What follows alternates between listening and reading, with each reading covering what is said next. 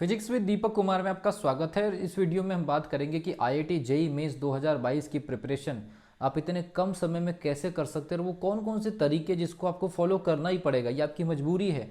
और इस particular situation में आपको एग्जामिनेशन भी निकालनी है ताकि आप आईआईटी जेईई जो मेंस को क्लियर करने के बाद एडवांस में अपीयर हो सके। तो कुछ टिप्स मैं आपको देने जा रहा हूँ। अगर आप जेईई एस्पिरेंट है 2022 के एग्जामिनेशन के लिए, तो जो चीज़ें आपको बताने जा रहा हूँ उस चीज़ को आपको फॉलो करना है एग्जामिनेशन के पहले सेशन और दूसरे सेशन तक।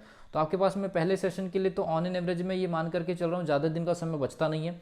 दूसरे सेशन में हो सकता है कि आपके पास में थोड़ा सा समय मिल जाएगा, लेकिन आपको क्या काम करना है। सबसे पहली चीज़, जो स्टेप मैं आपको बता रहा हूँ, जो स्टेप मैं आपको बता रहा हूँ बिल्कुल गारंटेड है।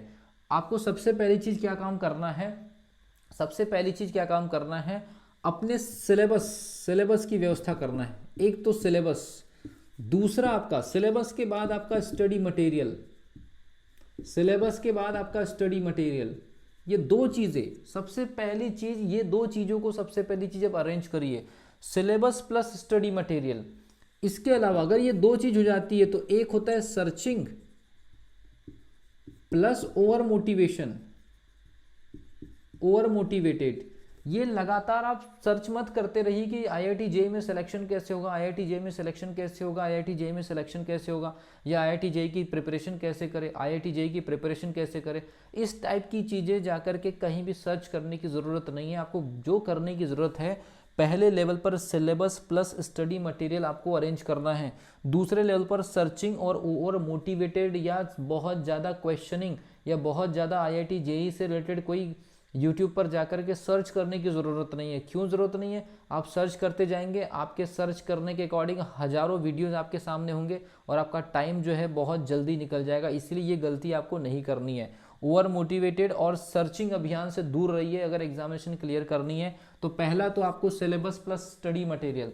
थर्ड वन आपको बनाना एक बेहतरीन टाइम टेबल, एक बहुत ही शानदार टाइम टेबल आपको बनाना है, बहुत ही ज़बरदस्त टाइम टेबल जिसको आप फॉलो कर सकते हैं।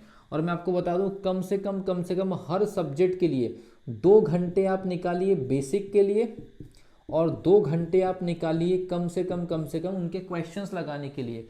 तो 3 सब्जेक्ट्स के लिए लगभग 12 घंटे की स्टडी हो जाएगी। एटलीस्ट आपको मिनिमम 12 घंटे पढ़ना पड़ेगा। 2 घंटे में उस सब्जेक्ट के कोई टॉपिक को आपको स्टडी करना है और अगले 2 घंटे में उनके क्वेश्चन को एनालाइज करना है।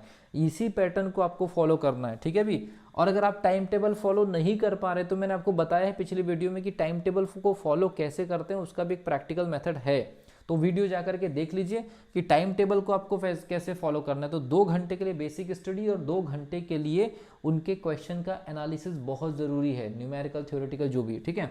उसके बाद टेस्ट आपके पास में होना चाहिए, ऑनलाइन टेस्ट आपके पास में अवेलेबल होना चाहिए। हालांकि आज के समय में बहुत सारी जगह पर फ्री ऑनलाइन टेस्ट अवेलेबल होते हैं, तो ऑनलाइन टेस्ट आपको ज़रूर लगा करके जाना है। इसके अलावा आपको क्या काम करना है, जो भी टॉपिक आप पढ़ेंगे उसमें एक ही यूनिट के अंदर फंसे नहीं रहना है कि एक यूनिट पूरी कवर करना है। एक यूनिट के अंदर कुछ सिलेक्टेड टॉपिक पढ़ना है, और टॉपिक पढ़ने के बाद ओल्ड ईयर के जो क्वेश्चंस होते हैं वो आपसे बनने चाहिए। आपको सिंपल सा है कि अगर आपके पास स्टडी मटेरियल है, आपने अच्छा सा टाइम टेबल बना लिए, टाइम टेबल को फॉलो कर रहे हैं, टेस्ट के लिए आप तैयार हैं, तो आपको टॉपिक वाइज स्टडी करने के बाद आपको सबसे पहली चीज़ क्या काम करना है, पुराने साल के क्वेश्चंस आपसे बन रहे हैं या नहीं बन रहे, इस अप्रोच को फॉलो करना है। तो आपका बेसिक जो अप्रोच होगा, सबसे शानदार जो अप्रोच होगा, कम से कम समय में 30 डेज में, 40 डेज में, 50 डेज में सबसे शानदार अप्रोच अगर कोई हो सकती है आईआईटी जेईई मेंस 2022 के एग्जामिनेशन के लिए, तो आपको सिलेक्टेड टॉपिक की जितनी डीप नॉलेज गेन करनी है करिए, लेकिन पुराने साल के जो क्वेश्चंस आए हैं वो आपसे बन रहे हैं या नहीं बन रहे हैं, यही इंपॉर्टेंट है। अगर किसी टॉपिक को स्टडी करने के बाद आईआईटी जेईई मेंस के पुराने साल के क्वेश्चन आपसे नहीं बन रहे हैं, इसका मतलब है कि आपकी स्टडी की जो डायरेक्शन है बिल्कुल राइट वे में नहीं है। तो आपको बेस्ट स्टडी तो करनी है, लेकिन पुराने साल के पेपर या पुराने साल के क्वेश्चंस को अगर आप बिना आंसर देखे सॉल्व कर लेते हैं तो ये मान के चलिए कि आप बिल्कुल सही ट्रैक पर है। और आपको कोशिश यही करनी है कि आपको ऐसा ही कुछ बनना है या ऐसा ही कुछ करना है प्रिपरेशन में कि आपने टॉपिक को स्टडी किया और पुराने साल के उस टॉपिक के आए हुए क्वेश्चंस बिना आंसर देखे सही मेथड, सही अप्रोच से अगर आपने सही कैलकुलेट मतलब सही तरह से आंसर अगर निकाल लिया और एनालिसिस अगर आपने सही कर लिया, तो ये मान के चलिए कि जेई मेंस का कट ऑफ आप क्लियर कर लेंगे। इसके अलावा जेई मेंस में सबसे जो इम्पोर्टेंट जो मेथड हो, जो तरीका है, वो है कैलकुलेशन का। जो सबसे इम्पोर्टेंट फैक्टर है, कैलकुलेशन आपकी बहुत स्ट्रांग चाहिए, कैलकुलेशन की बहुत डिमांड है। तो कैलकुलेशन फैक्टर को ध्यान में रखते हुए पूरा का पूरा आपको अपना एग्जामिनेशन का जो सिलेबस है कवर करना है, और कैलकुलेशन फास्ट वे में आपको करते आना चाहिए।